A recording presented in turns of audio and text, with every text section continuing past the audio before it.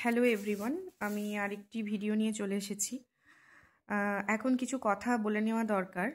সেটা হচ্ছে যে আপনারা এনআইএস ডিএলএড করে ইন্টারভিউ কি করে দেবেন। অনেকেই বিভ্রান্ত বিভিন্ন বিষয় নিয়ে কি চলছে এবং বিভিন্ন কেস হয়ে আছে। এই পারপাসে আমাদেরও একটি কেস আমরা করেছিলাম, যেটা হিয়ারিং আমরা এখনও করাইনি। তবে আগামী দিনে যদি করাতে হয় সেই চিন্তাভাবনা আমাদের আছে, আমরা সেই মতোই কাজকর্ম করছি। ইন্টারভিউ দেওয়াটা খুব গুরুত্বপূর্ণ। আর এই সময়টা কিন্তু পিছিয়ে হতাশ হয়ে বসে থাকার সময় নয়।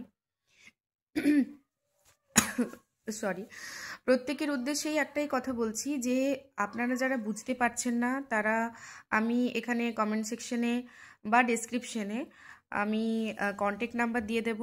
আপনারা আমাদের সাথে যোগাযোগ করুন, কি করতে হবে, কেন কি যোগাযোগ করলেই যে সেখানে আপনি একটা মানে এমন জায়গায় চলে যাচ্ছেন যেখানে আপনার কাছ থেকে মানে কেড়ে কুড়ে টাকা পয়সা চাওয়া হচ্ছে, এমন কিচ্ছু ব্যাপার নয়। আপনি বুঝতে পারছেন না, আপনি বুঝুন, বোঝার চেষ্টা করুন কি করতে হবে না করতে হবে। আর আমাদের এনআইএস ডিএলএড ঐক্যমঞ্চের পেজ আছে ফেসবুকে একটি, সেখানে যাবেন, সেখানেও অনেক কন্ট্যাক্ট নাম্বার এবং আমাদের কিউআর দেওয়া আছে। সেখানে আপনার ন্যূনতম যেটা পাচ্ছেন সেটা সাহায্য করুন। এই সময় সাহায্যের ভীষণ প্রয়োজন।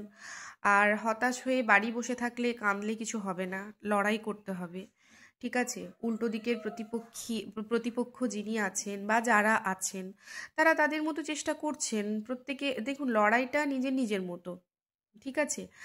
আমরা একটা ধরুন মানে এনআইএসের যে ডিগ্রি সেটাই ইনভ্যালিড হয়ে গিয়েছিল, সেটা আমরা জিতে এসেছি। কাজেই সেই কাজটা যদি আমরা কেউ না করতাম, যদি বাড়িতে বসে কাঁদতাম, তাহলে কি আমরা জিতে ফিরতাম? সেটা তো নয়। আর এনআইএসকে তো মানে ভারতবর্ষের আরও বিভিন্ন রাজ্যতেই এনআইএস থেকে ডিএলএড করে প্রত্যেকেই তো সুযোগ পাচ্ছেন। বিভিন্ন রাজ্যে সুযোগ দিচ্ছে। কেভিএস এর মতো কেন্দ্রীয় বিদ্যালয় স্কুল, এত বড় একটা সংস্থা, সেখানেও চান্স পাচ্ছে।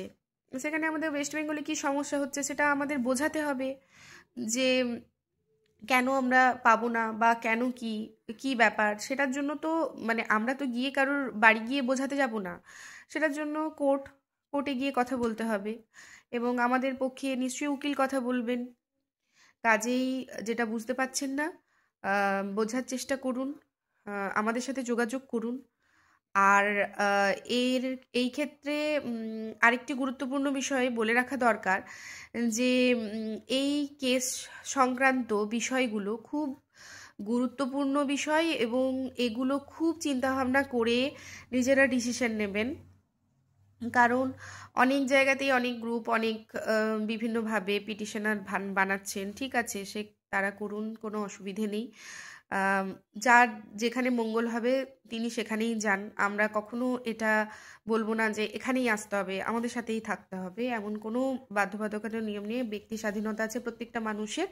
কিন্তু যেখানেই টাকা দেবেন, যেখানেই পিটিশনার হচ্ছেন, ঠিক আছে, সেখানে কিন্তু সেটা কোন কেসে আপনি পিটিশনার হচ্ছেন, সেই কেস নাম্বার কি, সমস্ত কিছু আপনারা নিজেরা যাচাই করুন, তারপরে টাকা দিন।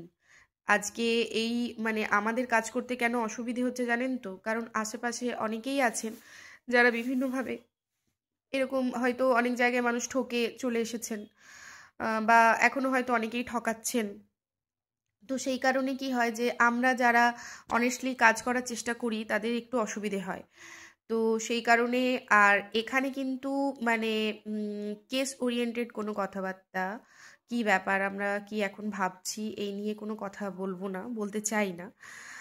আর শেষে একটি কথাই বলবো, অনেকে অনেক রকম কথা বলবেন, একটা জিনিস মনে রাখবেন, আজকে আপনাকে কেউ যদি ব্যক্তিগত আক্রমণ করছে, ঠিক আছে, এবং আপনার খারাপ লাগছে কেন এইভাবে, এই মানে দেখবেন অনেকেই এই টার্মসটা ইউজ করছে যারা রেগুলার ক্যান্ডিডেট, পূর্ণ প্রশিক্ষিত।